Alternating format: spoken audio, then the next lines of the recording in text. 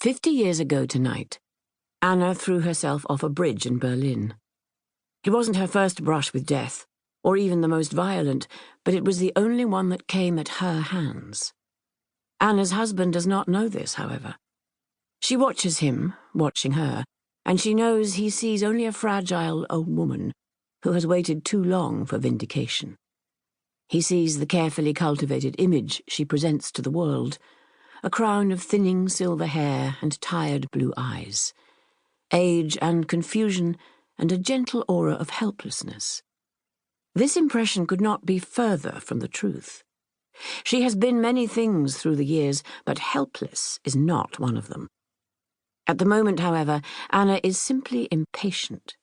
She sits in this living room, 2,000 miles from her past, waiting for a verdict. Jack is like a frightened rabbit, all nerves and tension. He springs from his chair and begins to pace through the cluttered den. Why haven't they called? They should have called by now. I'm sure they read the verdict hours ago, Anna says, leaning her head against the fold of her wing-back chair and closing her eyes. Whatever news awaits them is not good, but Anna does not have the heart to tell him this. Jack is so hopeful. He has already written a press release and taken a Polaroid so he can bring both to the Daily Progress first thing in the morning. Jack spoke with the editor this afternoon, suggesting they reserve a front-page spot for the story. He's hoping for something above the fold. He's hoping for exclamation points. Even though Jack hasn't admitted it, Anna knows that he is looking forward to reporters showing up again. They haven't had any in months, and she suspects he's gotten lonely with only her and the animals for company. She feels a bit sorry for him, being saddled with her like this. But there was no other way. Gleb insisted on it, and in all the years she knew him, Gleb Botkin remained her truest friend, her staunchest champion. He's been dead 2 years now. Another loss in an unending string of losses. Jack is kind to her, just as Gleb promised, and beggars can't be choosers anyway. Anna reminds herself of this daily. The phone rings.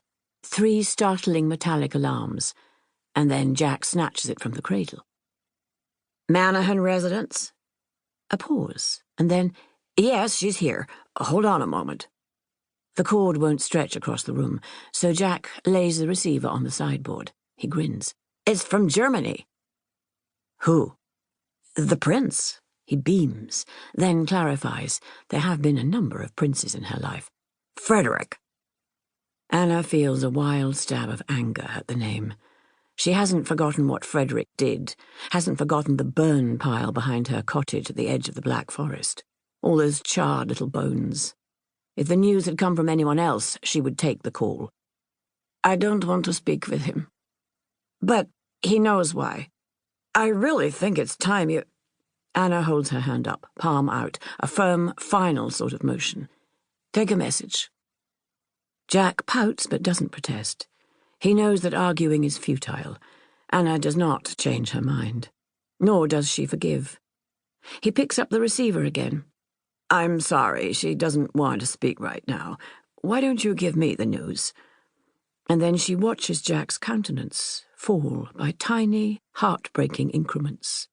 First his smile, then his lifted, expectant brows. His right arm drops to his side. He is deflated.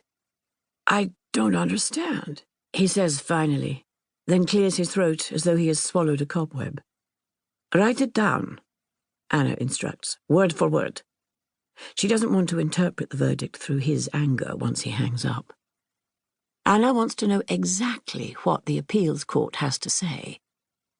Jack is too emotional and prone to exaggeration. He needs to transcribe the decision in its entirety, or vital bits of information will be lost the moment he hangs up. Gleb wouldn't need this instruction. He would know what to do. He would know what questions to ask.